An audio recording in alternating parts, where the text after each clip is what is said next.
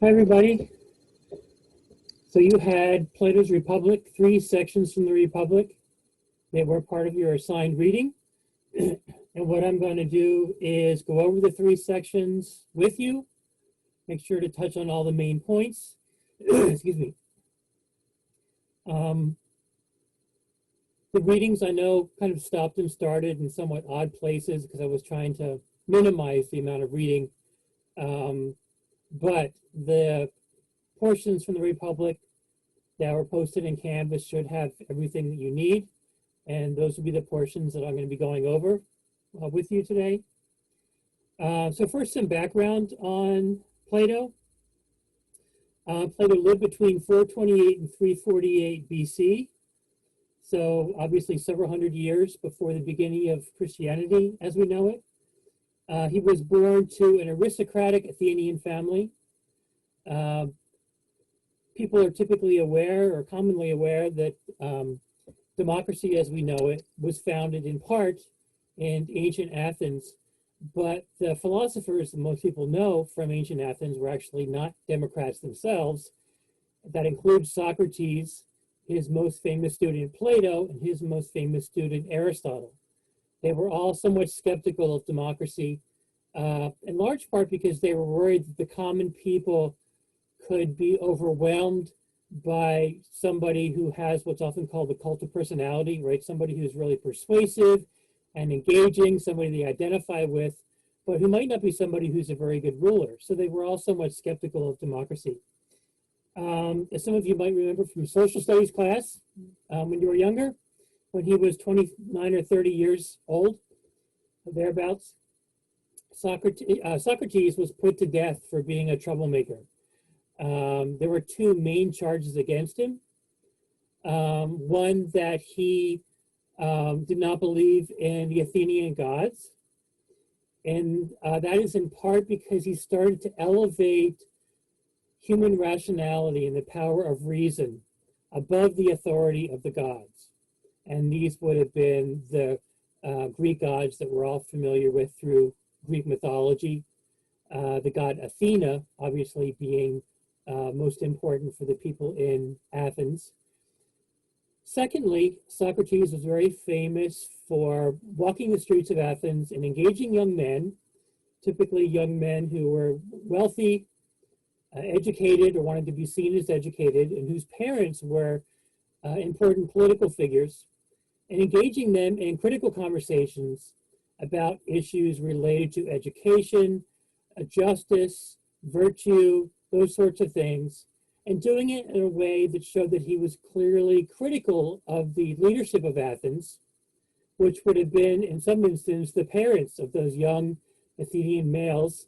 Typically, he would have been engaging in these discussions. That was maybe troubling enough, but in addition to that, he was doing it at a time in which Athens was in a very long war with Sparta, the Greek city-state of Sparta, and its allies. So the war was essentially between Athens and its allies on the one hand and Sparta and its allies on the other hand. The war was essentially fought between Sparta and Athens, were both worried that the other side was becoming too powerful and was going to take over all of Greece, and that they were going to lose their history, their culture, their backgrounds, their traditions to the other side. They were very different societies. Athens was very wealthy, very cosmopolitan. It had a very large navy. It engaged a lot in trade over the water. It was relatively close to the water, not right on the water, but relatively close to the water. It actually built a series of walls between Athens that led down to the port that was nearby, so that even if they were under attack, they could bring things back and forth from the ships to Athens, protected by these long walls. Sparta was much more agrarian. It was much more inland. It had a much simpler society. The word today that we have, Spartan, meaning very simple, comes from Spartan culture, Spartan traditions. It had a very large army, but obviously being well inland, did not have a navy. So very different societies with different traditions, different backgrounds, etc. So they engaged in this series of wars. Athens ended up losing. And of course, somebody had to be blamed for that. And among a few other people, Socrates was one of the people who was blamed for Athens losing to Sparta in this war. Because it was argued he weakened the constitution of the Athenian people, especially the young Athenians, by asking critical questions, typically indirectly, but nonetheless, about the leadership of Athens. There was also one famous incident where several Athenian admirals were put on trial for having abandoned some of their sailors when they fell overboard during a battle on the water, typically in a situation where they couldn't have saved these people.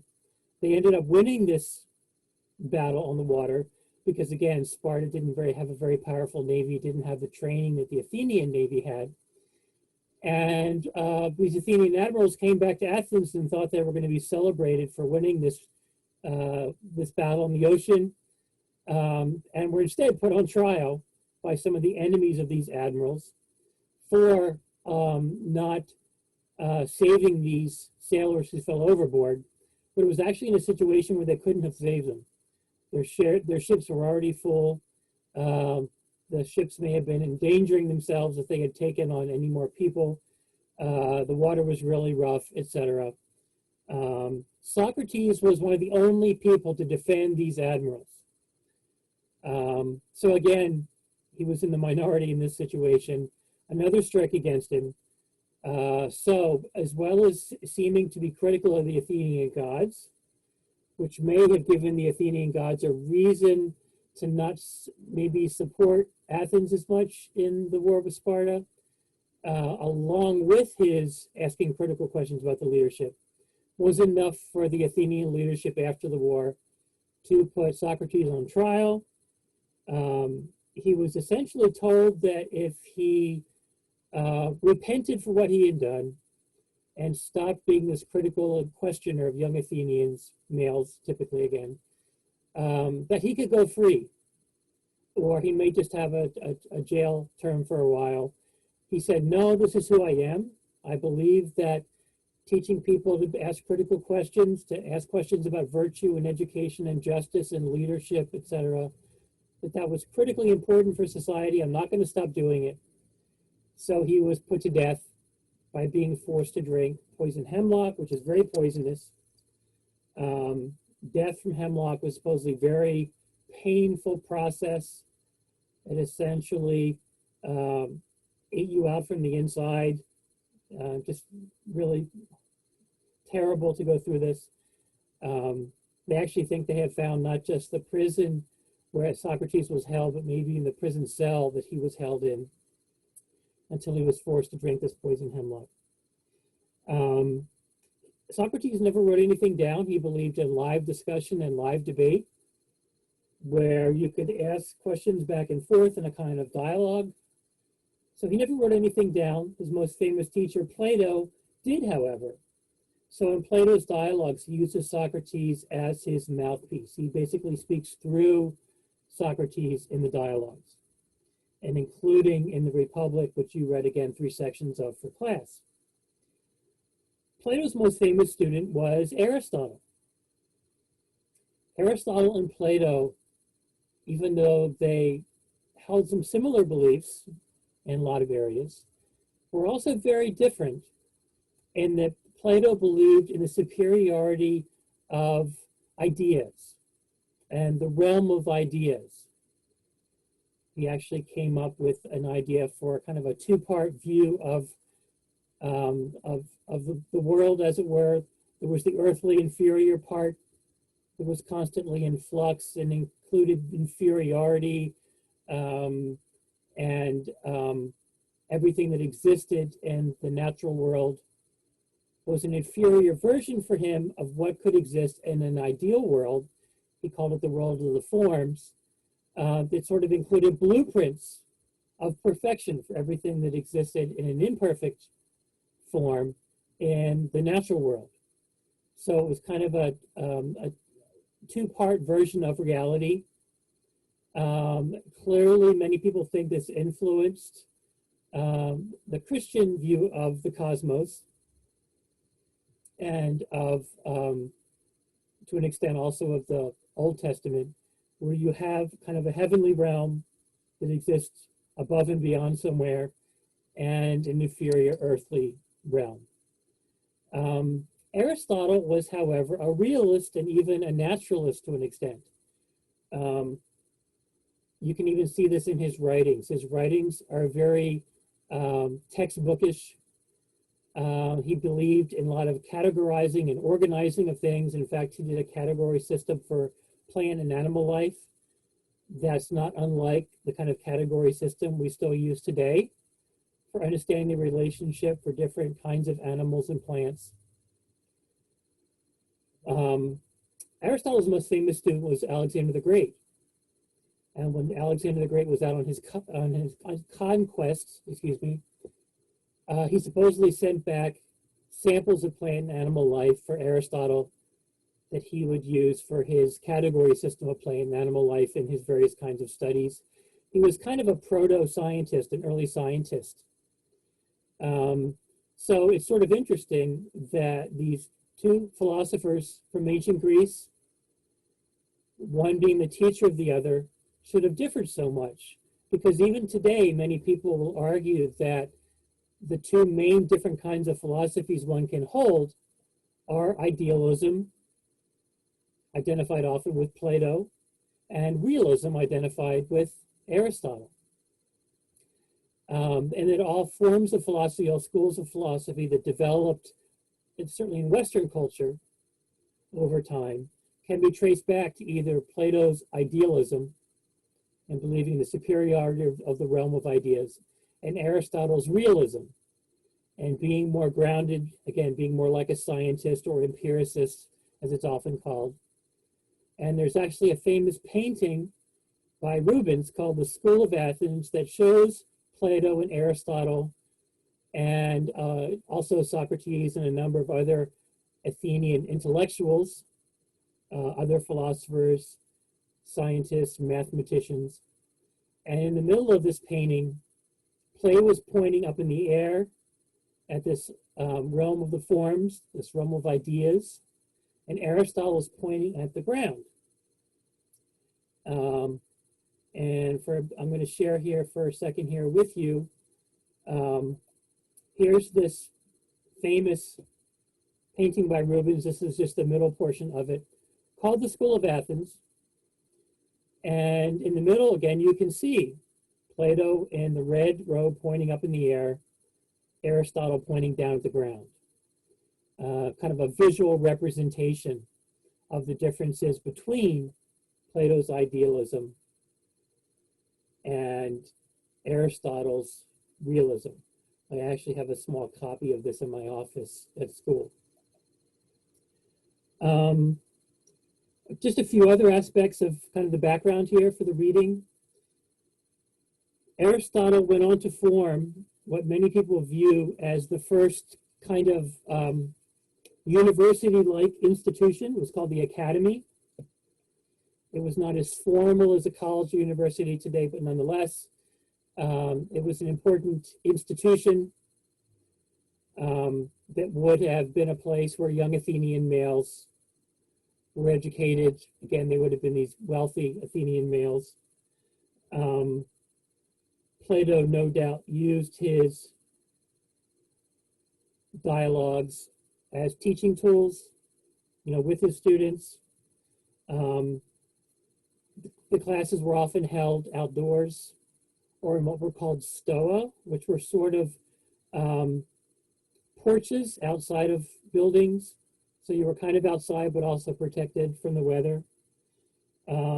Aristotle then went on to form another school that was even more in the direction of a more conventional university a little later down the road, where he used probably Plato's writings as well as his own writings, which were eventually published. Many of his works that we know are published today. That are some of my teaching humanities. many people think were essentially lecture notes that he used for his university-like school.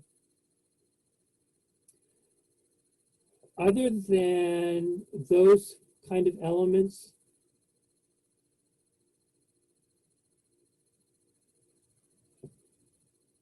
those are kind of the key things that I wanted you to be familiar with. So we have here with the Republic, Plato's kind of blueprint for an ideal society. It's not a society that exists.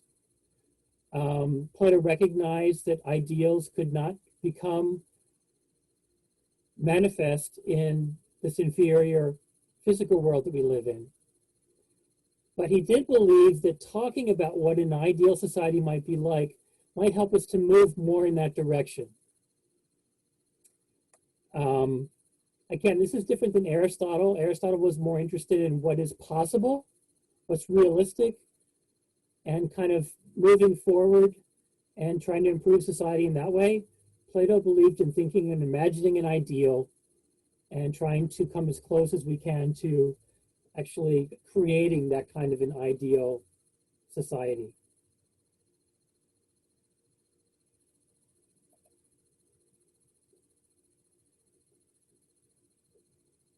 So I'm going to talk about some of the kind of key elements of this society that he was imagining. You may have noticed throughout the reading, Plato referring to a well-ordered state. He wanted his society to be one that was very stable, where decisions were made responsibly, where people worked hard, where they did what they were best at. That was also very crucial for a stable society. And part of this was because he lived in a period of great instability because of these wars with Sparta. So for Plato, the most stable society was the most natural society. It was the one where people, again, did what they were best at. It had very specific, relatively rigid classes to create more stability. The more people you have moving within classes, the more instability you would create. Plato didn't want instability, he wanted stability, so these classes were very rigid. Unlike today, and certainly in this country, when we believe in class mobility, right, that you can be born in poverty and make your way up into the middle class and maybe become wealthy. That might create some instability in society with people moving around, but we believe that class mobility is very important. Plato saw it as a danger and believed that everybody was born with something that, with a kind of a personality or temperament that would make them best in a certain class in society. And there were three of these classes that conveniently corresponded with already existing class society in Plato's day. There were three of these classes.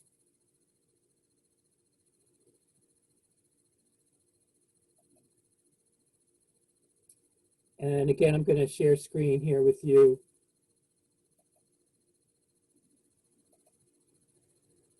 A document. Now I have written here 3 parts of the soul. We can think about it as, 3 parts of your personality or your natural temperament, whatever it is. So Plato's trying to count for some kind of natural diversity here, right? And he believed everybody was born with some degree of spirit, desire, and reason as a kind of a part of who you are. But he also believed everybody had one of the 3 that tended to dominate the other 2. Whichever was dominant, that would determine your role in society. It would also determine the part of your education that would be dominant. So you can see the 3 kinds of temperaments here. Again, spirit, desire, reason align with 3 different roles in society. If you are born dominated by spirit, you'd be a warrior. If you were born dominated by desire, you would be a worker. Or if you're born dominated by reason, you would be a ruler in society or one of the leadership class. The person at the top of the heap was somebody Plato called a philosopher king. Of course, being a philosopher himself, he believed that philosophers should be kings. So notice here, you're basically born into your class in society, and very different than what we believe in today, certainly in this country. We tend to be critical of societies that have rigid classes or a caste system of some kind where you're born into a particular role in society you can't get out of. We also tend to believe, I think, in our society, that your socialization, right? We talk about nature and nurture. It's not just nature, how you're born, that determines the kind of person you will be in your role in society, etc., but also nurture, your socialization, your education, excuse me, and that shapes the kind of person that you are. And so you aren't really compelled to determine your career, who you are, who you want to be, until you undergo your education. For many people, it's not until they graduate from high school, or maybe college, or after college, or some colleges, you're not even allowed to declare a major until you're a sophomore. Because we believe education, more nurture, socialization with your peers and with adults in a college environment can really help you decide the kind of future you want to have for yourself, so you're not forced to choose before you're ready. But we also believe, of course, in the nature element of that, right? We believe in genetics. We believe that to a certain degree, you're born a certain way, and that will influence the person you become. But that both nature and nurture play a role. Plato is basically saying here, it should all be determined by nature. And your nurture, your socialization, your education should be geared specifically towards your particular nature. So again, there's no choice here. You're born into your role in society. That again, for Plato, was to create more stability in the society. So just like everybody would have all three elements of their character or person, temperament, spirit, desire, and reason, everybody would have an education that involved, as you can see here, gymnastics, music and literature, and mathematics. But everybody would have one of those that was a more dominant part of their education than the other two. So again, gymnastics for spirit, for the warrior class, music and literature for desire for the working class, and mathematics, and specifically geometry, for the rulers, for people who were dominated by reason or rationality. To make this even more of a stable society, Plato would actually argue that people should only mate and have children within their class. So a man and woman who are both part of the spirit class would have children. The idea was you would make the spirit class even stronger by only having people have children within that class. The same thing for desire and reason. And on top of that, for reason in the ruler class, young people were kind of separated out from society and educated in relative isolation to make sure that they weren't corrupt and would be uncorrupt rulers. So again, you have this degree of isolation going on here. Plato did say every once in a while you might have somebody who is born from parents who were in let's say they're part of the worker class, dominated by desire, who happen to show intellectual ability really early on, that they might move them to an education in the ruler class. But he said that's relatively rare for that to happen. So you have these, again, relatively rigid classes in society determined by birth. In terms of these elements of education, gymnastics, music and literature, and mathematics, you can understand why gymnastics would be dominant for the spirit, for the warrior class. Music and literature pretty much went together in ancient Greece. Literature was often poetry, and typically there was kind of musical accompaniment that went along with it. Mathematics tended to be geometry.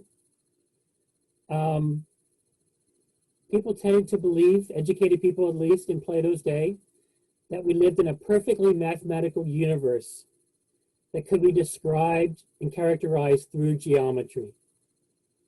One of Plato's teachers, somebody he really looked up to, was Pythagoras, the mathematician of the Pythagorean theorem. Not only did Plato inherit this belief in the power of mathematics and geometry from Pythagoras, almost a mystical power that it held, he also believed in reincarnation, that Pythagoras also believed in. And you can see this in some of Plato's dialogues. He'll start talking about reincarnation and what happens to souls in the afterlife, and then when they're reborn again, etc. This isn't something his teacher Socrates really believed in, as far as we know, but definitely Plato believed in this incarnation and in the afterlife, etc. So he believed that, geometry, if you understood geometry, you sort of had the key to the cosmos, the key to the universe. He believed that good and bad could be measured, and you could measure how much goodness an action would create and how much badness, and decide what to do if you could measure things. Even today, we use an ethical approach, sometimes called utilitarianism, right? Where you decide on what to do based on what's going to maximize happiness and minimize pain, sadness. Of course, you have to believe that you can actually give different amounts of happiness and suffering to different actions and different, entities. But we still use that today. Cost-benefit analysis, it's often used in economics, is a manifestation of that. Same idea, that you can measure how much happiness and how much suffering different actions will create and make decisions on how to act relative to that. Another element of this sort of characterization here was an important part of education and of society. Again, something that's very important in this country that Plato is very well known for, which is censorship.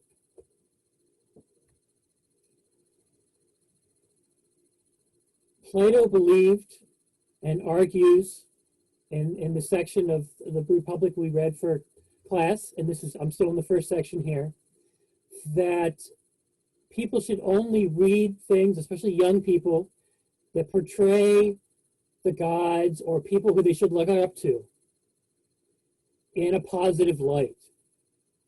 Right? You needed to have role models for young people, and you should never portray people who should be role models in a negative light.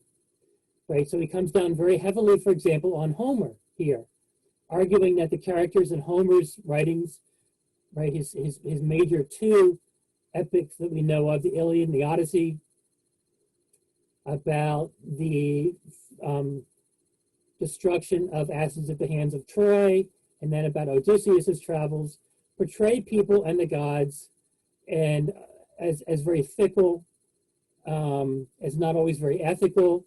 The gods are portrayed almost as soap opera characters. They're always taking advantage of one another. They're in fights within families and all kinds of things going on there. And Plato thought that could have a really negative effect on young people, in part because he believed that the arts in general appealed more to your emotions than to reason, and that you could be pulled around by your emotions. He believed music could do the same thing, and that young people should only be exposed, to music that was very positive and uplifting, not music that was very dissonant. And so there was a censorship both in his mind in this ideal society, both in terms of what young people would read or have read to them, and in the music that they would listen to. I think today we still agree with Plato to an extent. First of all, that the arts appeal more to the emotions than to reason or rationality.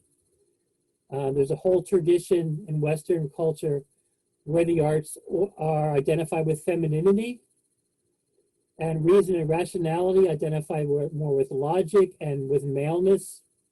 And you can see this in many aspects of society still today. Stereotypes about women versus stereotypes about men, etc. And in their basic differences between, males and females. Plato himself even recognizes the differences in males and females that we'll talk about in a minute.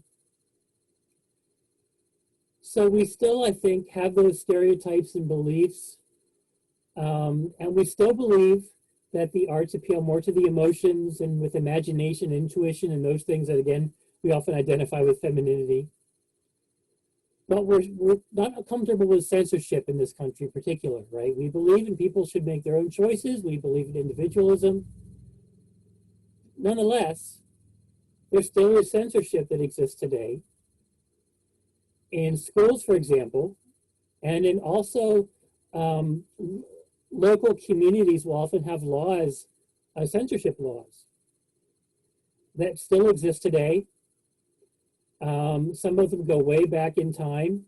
Many of them are tied to religious beliefs, places that still, where the church and religion are still very important in people's daily lives. You will see more censorship laws for those communities and with the schools in those communities. And again, especially in terms of young people. Many people don't even know those laws exist in those communities. Every once in a while, one of them will be challenged. You'll actually sometimes see that for local elections. Somebody will propose getting rid of one of these laws and people won't even know that it existed. You see them in regions of the country as well. Here's an interesting story.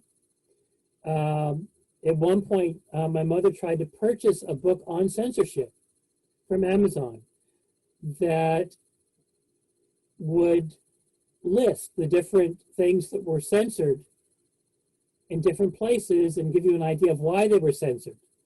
Typically, it was reading material. She went to purchase this book. She lives in central Pennsylvania. She went to purchase the book, and something popped up on the Amazon screen said that it was not deliverable in her area. This book on censorship, in fact, was censored where she was living in central Pennsylvania. I actually had to order the book in New York State and then kind of smuggle it over the border to her so that she could have this book for a project, a research project that she was doing. So, even in Amazon today, they have in their database those censorship laws, obviously, and things that are censored in certain places. And there may be other things that you can buy on Amazon potentially that are not deliverable in certain areas. Again, schools also have things that are censored. Typically, it's reading material, right? A lot of Mark Twain's writings are censored because of the language that's used in them. The Bible is often censored, especially the Old Testament, and the way it talks about homosexuality and sex in general, etc. Certain books are censored, typically for political reasons. The Dr. Seuss book, The Lorax, is actually censored in some places because it's been claimed that it's anti-capitalist, that it's actually a socialist or communist book because of the message that it has about what happens if you chop down all these truffula trees and create pollution, what happens to the animals, and if you destroy all these forests and everything. So that book is actually censored in some places. So, but we're still uneasy with censorship, right? We still really believe that ultimately people should be able to listen to the music they want to listen to, read what they want to read. The system of rating for movies did not always exist. And in fact, even in my lifetime, they have added more categories to those. Lyric warnings in music. When you purchase music today, those didn't exist when I was young. I think they were just starting to come online.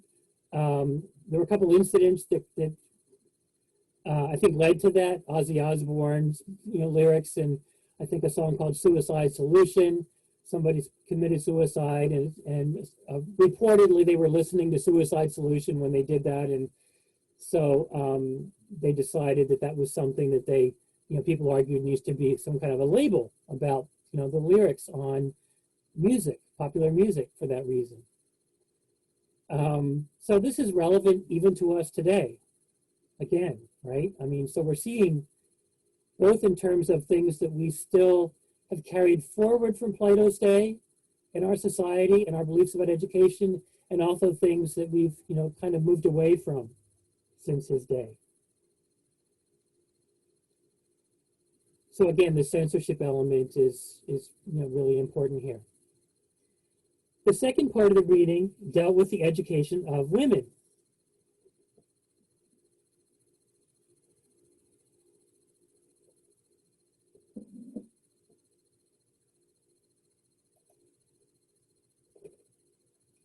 In some ways, Plato seems very progressive in his thinking, right? He argues that people are born with different temperaments, and that those temperaments should determine their education and the role they have in this sort of ideal society. And so it seems odd that he argues that men and women should have the same basic education. They should study the same basic things.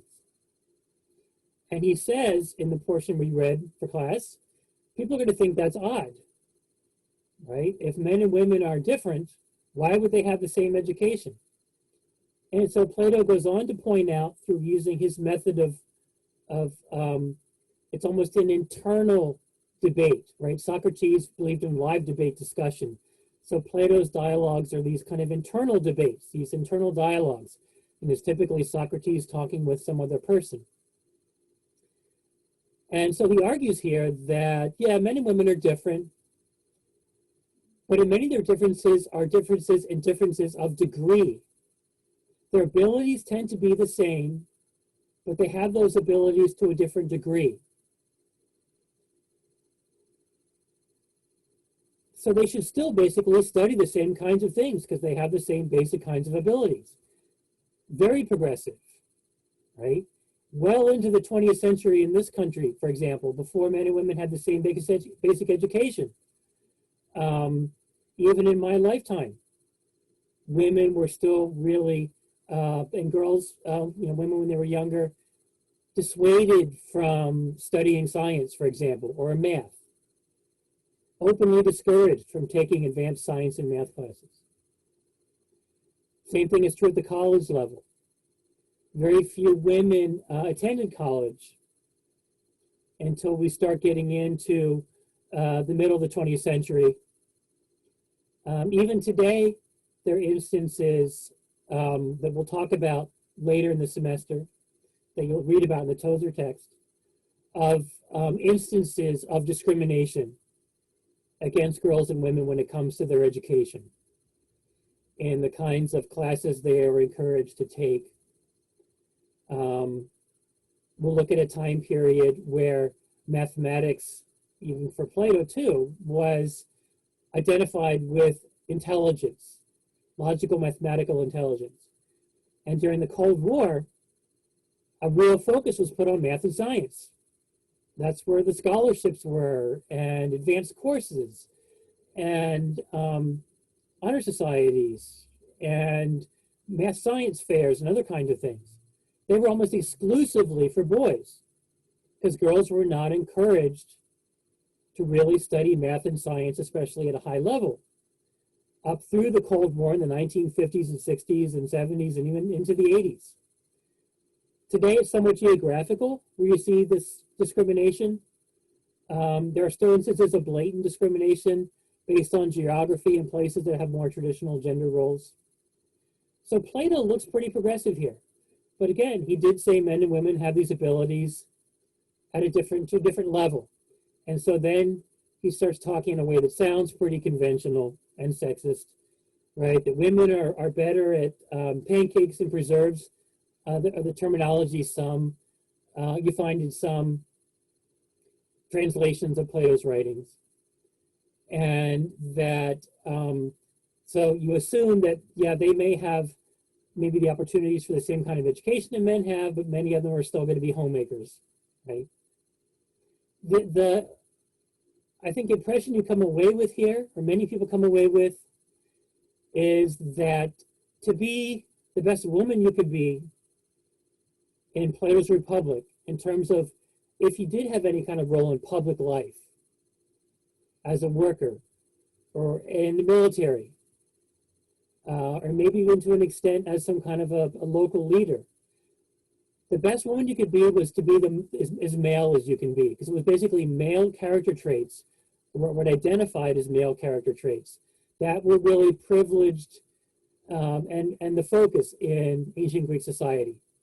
Things like rationality, things like courage, even things like wealth, were things that were much more identified with males, or that males had more the opportunity to develop. So you get the idea that most women probably would be homemakers in this ideal society of Plato's. So you sort of get these two elements going on, this more progressive element that suggests a similar education and maybe the opportunity to participate in public life outside the home. But then you get this idea on top of that that seems to trump what he says earlier, that most women will probably be relegated to the private sphere of the home and to being homemakers, because basically those are the things that they are best at, and they could best contribute to the stability of the society by being homemakers. He doesn't, however, talk a lot about raising of children. That's something a lot of writers today talk about in their critiques of Plato. He doesn't really talk about taking care of the elderly and of young people, which is typically identified with the private sphere and with women and their roles in society, their roles in the home. Again, we'll talk about those much more in a later text of the Tozer, later chapter of the Tozer text.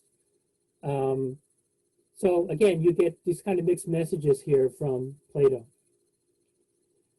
The third part of Plato's Republic that we've read for class talks about what's called the allegory of the cave.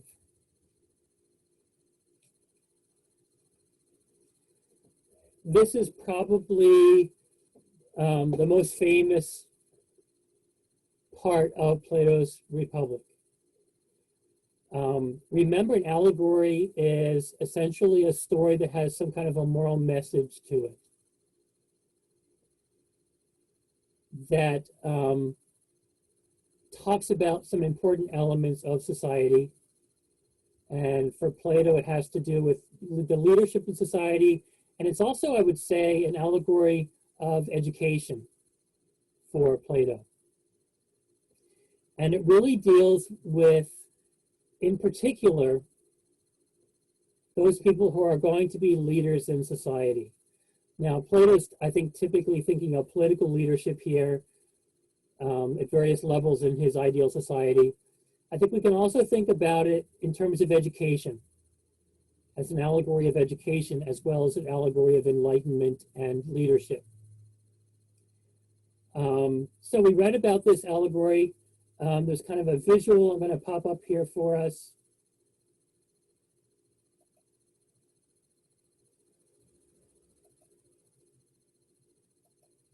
If you do a Google image search for Plato's allegory of the cave, you'll get all kinds of examples of it. Many that I found had a little too much detail. I was worried it wouldn't come across clearly enough. So I found one that looks more like ancient Greece and that is a little more straightforward. And I'm just going to describe it to you. And what I think is the kind of educational and political significance here. So what we have is people in a cave. Notice that Plato argues that we all begin life inside the cave of ignorance, as we might think of it. This cave represents for Plato the inferior natural world that we live in, our everyday world, that he believed again was inferior because nothing existed in a perfection in our everyday natural world, right? We have lots of man-made objects like chairs that exist in our everyday world, but none of them are perfect. But for Plato, in the mind's eye, in this realm of the forms, this ideal realm, there is a blueprint of chairness. The chairs exist in a state of perfection. Ideas, too, and behaviors and ethics, things like the good and like justice. Also, we have the good and things we call good and justice in our everyday world, but they're not in perfect form. It's only this blueprint of perfection that exists in the realm of ideas. Right? I said Plato was an idealist. So life inside the cave is the natural inferior world. Life outside of the cave is, in a sense, the world of ideas, the realm of ideas. So it's kind of backwards. To enter the ideal world and to leave the inferior everyday world was to, in some sense, turn away from the world around you and turn inside to the intellectual world that exists inside your mind, in the mind's eye, in a contemplative world. Other idealist philosophers, some of you might be aware, make a similar move. Rene Descartes was the most famous for doing this. He's the one that came up with the famous "I think, therefore I am" belief as his core belief. He argued that our senses can deceive us. Sight and hearing, for example. We can think that something's really large, but it could be because it's really close to us. We could think something is very small, like a tree that's actually very large because it's far away from us. So he said, I can't trust my senses to gain my knowledge about the world around me because the senses can be misleading. So he sat in his empty room staring at a candle and he said, what can I believe that I can know for certain that I can rebuild my knowledge of reality because I can't build it on my senses. And the one thing he said he came up with that he could really believe for certain was, I think, therefore I am. I am sitting here in front of this candle as a thinking being, right? Cogito ergo sum in the Latin. And he begins from this to build his knowledge of the external world. So Descartes is also known as an idealist philosopher because he believes in the superiority of ideas over physical reality. So this is not just something that we see with Plato, as I said earlier. There are other idealist philosophers, hundreds and ultimately, a couple thousand years later that still believe in the superiority of the world of ideas. For Plato, that's the world outside of the cave. We are all born inside this cave of inferiority that you can see in this picture. As he describes this cave that we're all born into, you see that there is the back wall of the cave, and there is something projected on that back wall. There's somebody holding up an object. In this case, it's an object that looks like a bird. There's a fire in the mouth of the cave or somewhere behind the person who's kind of sitting here. And the person that's sitting, he argues, is chained so that they can only see the back wall of the cave. They cannot turn their head. And he says many people are chained in this cave because, again, we're all born in here and live in this cave. All they see are shadows, like the shadow of this bird and the shadow of each other projected on the back wall of this cave.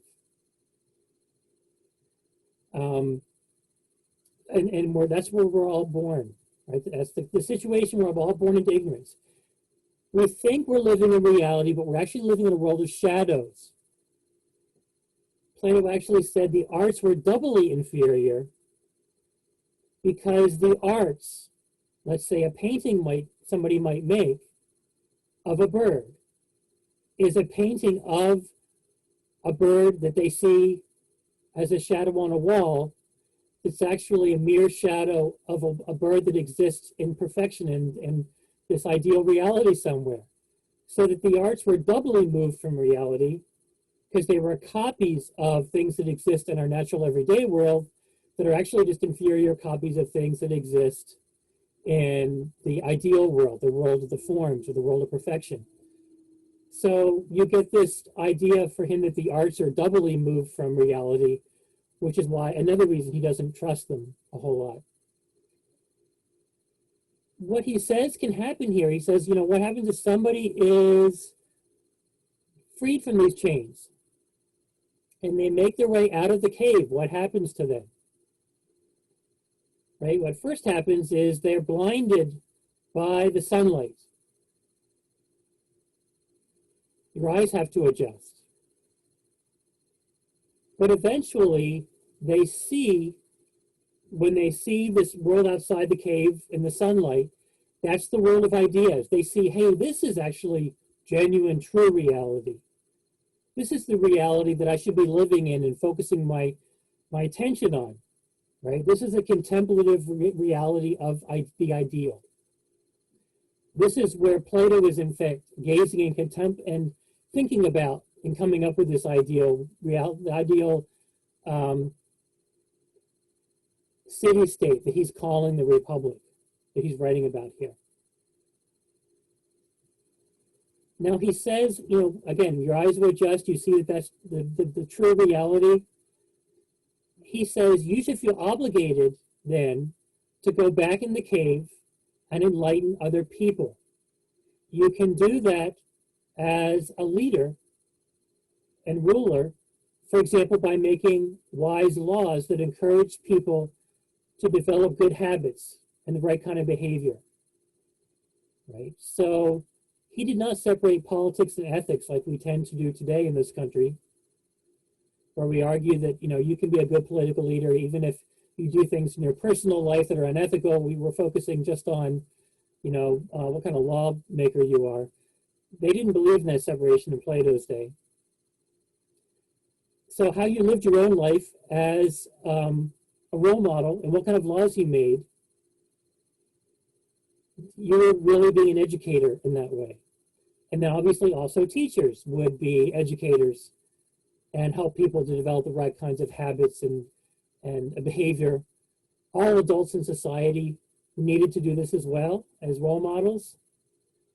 So Plato was very much of an Aristotle of an it takes a village kind of person in his thinking. But he said the people that go back in the cave, and again, we think of teachers that way, you can't just give somebody enlightenment. This is important. You can't just tell them what it is to be enlightened as though it's a possession that one person can give to another. You can only really turn them toward the light. They had to pursue the light themselves. They have to make their way out of the cave and go through the process of having their, you know, eyes adjust to the light, etc. You could not just give them the enlightenment, and that's important. So we think about that for teachers, right? You can't just make your students enlightened, knowledgeable, like your knowledge and good ethics are a possession you can just give to them, right? It's sort of like you can lead a horse to water, but you can't make them drink sort of idea, right?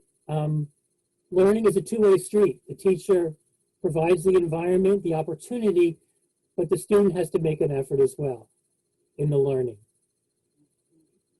There's another element of this that's really important, again, at a larger level here as well, that Plato mentions.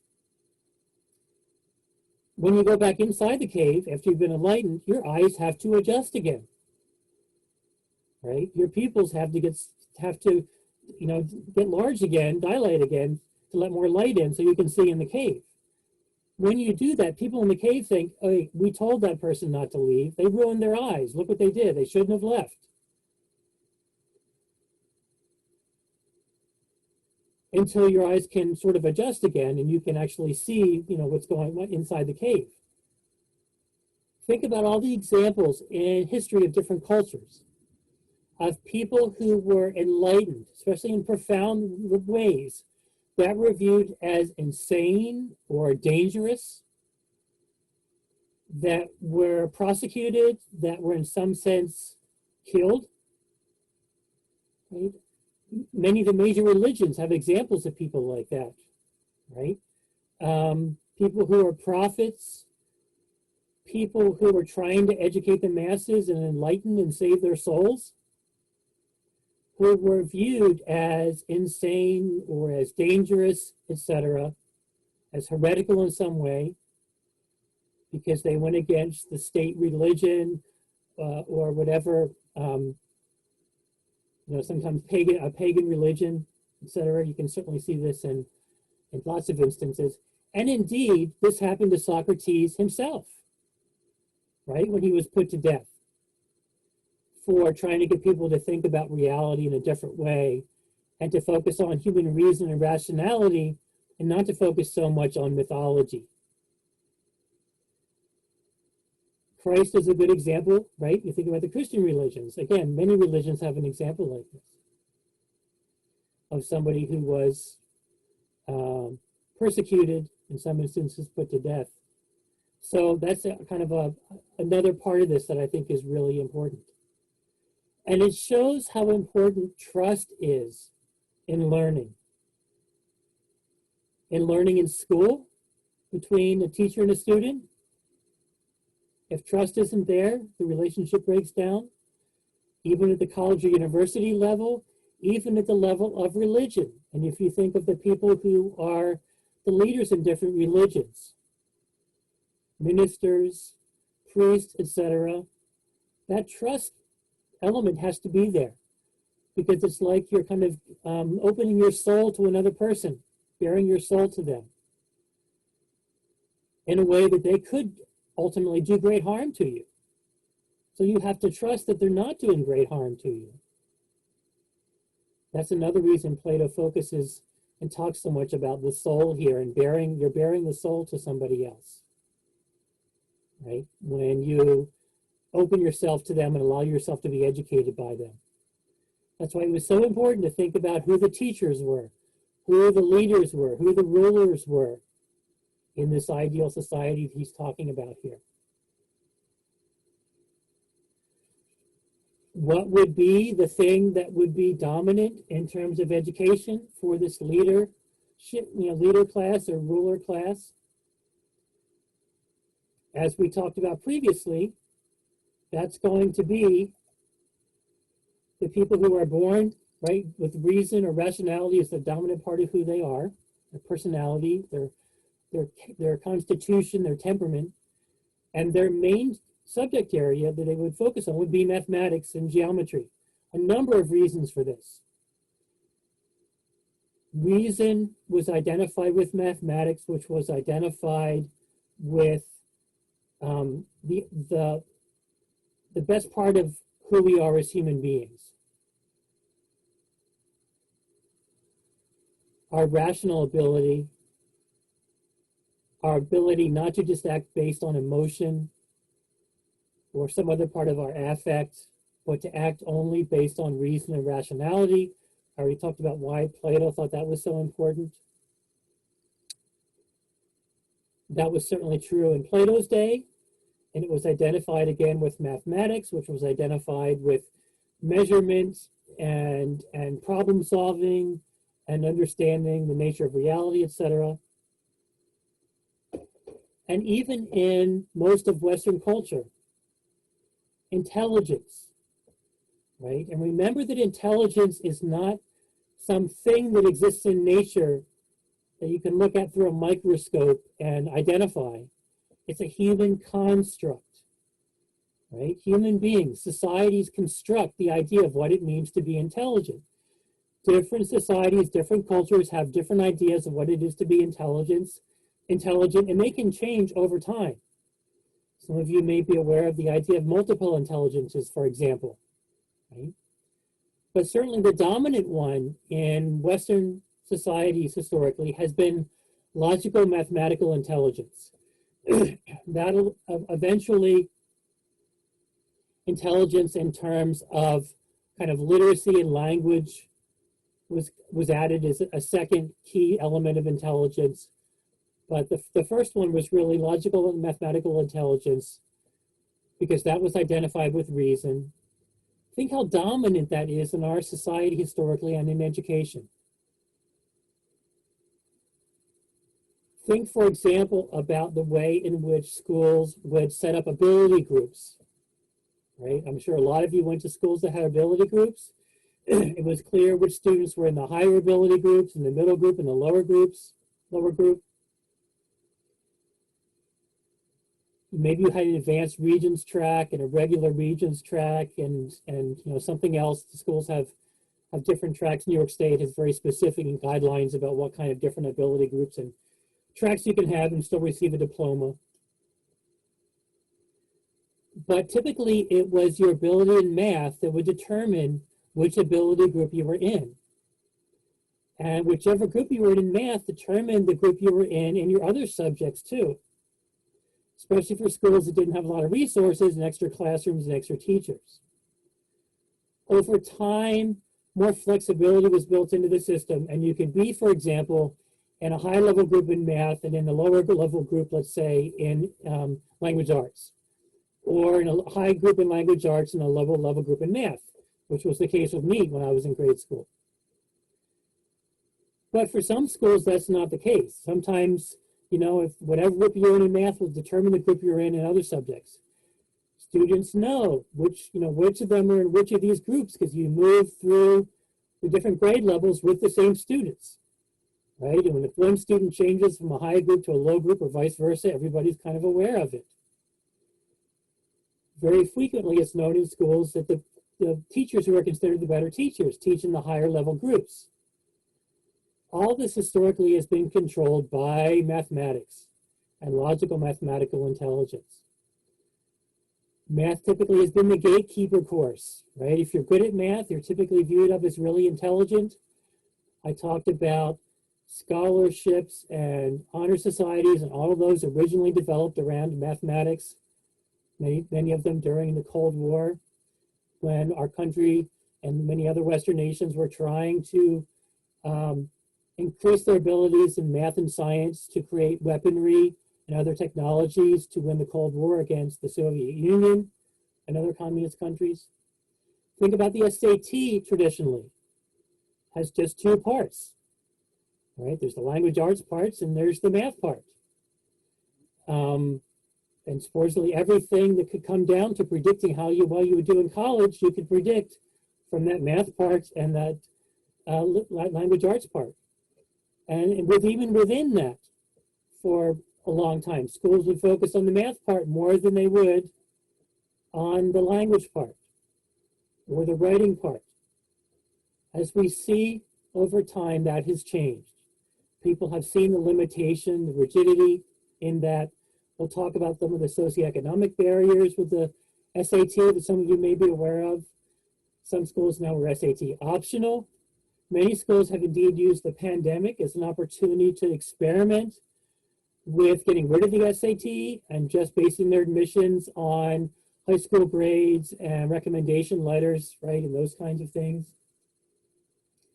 We'll see if they keep with those pilot programs that they've started to get rid of the SAT. Things like the ACT have come along to test other areas to supposedly give a more well-rounded picture of who you are as a student.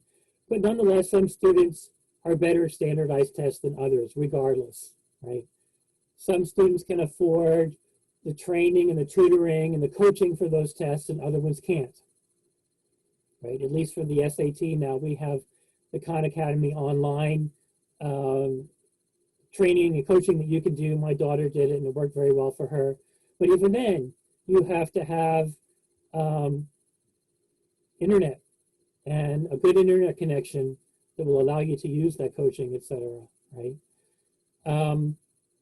So that privileging of mathematics and logical mathematical thinking, we can trace back to Plato's day. We can see where it came from. That's still with us today, I think, to a significant extent. Even the way we view the natural sciences and mathematics as superior intellectually, as harder than the humanities and the social sciences, or the soft sciences, as they're sometimes called, right? It's incredible all the things that kind of grew out of some of these precedents that were set in ancient Greek society and culture, right? Now, I don't want to act like that we've only been influenced by that in this country and in North America and in the West. There are other traditions that have influenced us, but those have certainly been dominant. And you can see some of the things that are very similar today in terms of our education system, or the education system we've had even going back a few decades, and some of the precedents from ancient Greece and Plato, and also ways in which we've tried to move apart from some of those traditions, especially the rigidity of a society like the one that Plato's imagining here. Our next main reading is going to be chapter 2 of the Tozer book, and we'll talk about the Jeffersonian era in this country and what education looked like then. And you will see the influence of ancient Greek philosophy on Jefferson and the intellectuals of his day. And then we'll just kind of carry that forward into looking at other areas of education, in this country.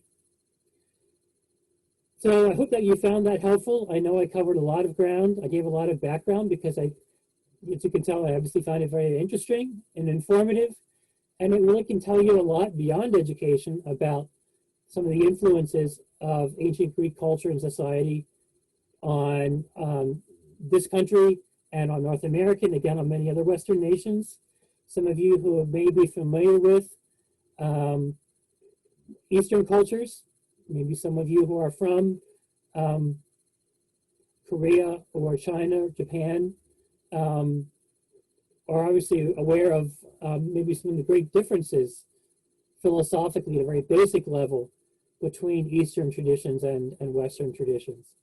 Definitely there's been more cross-pollination between the traditions in the last 100 years or so, and even some of the great thinkers from Western and Eastern culture have been influenced by the other culture, and I may talk about those things now and again. But certainly those are traditions that have been very influential in education. If you have any questions about the reading, about the lecture, please let me know. I'm now uploading these to YouTube and sharing the links so that the recording should be clear. I'm hoping to try out a headset and see if that will also make things a little clearer. So let me know if you have any questions. Send me an email that I can respond to. I'm also happy to respond to Zoom requests if you want to do a Zoom meeting to talk about anything. Just let me know. I know you've got a long weekend coming up before we have due chapter 2 of the Tozer text. And then we'll have the discussion questions that will be due based on the Tozer text. Remember to only answer the questions from your particular discussion group. I did send those out to you. Let me know if I need to send those out again. I think that's everything I need to mention at this point. So have a good weekend. I hope you found this lecture helpful. And I'll talk to you again soon.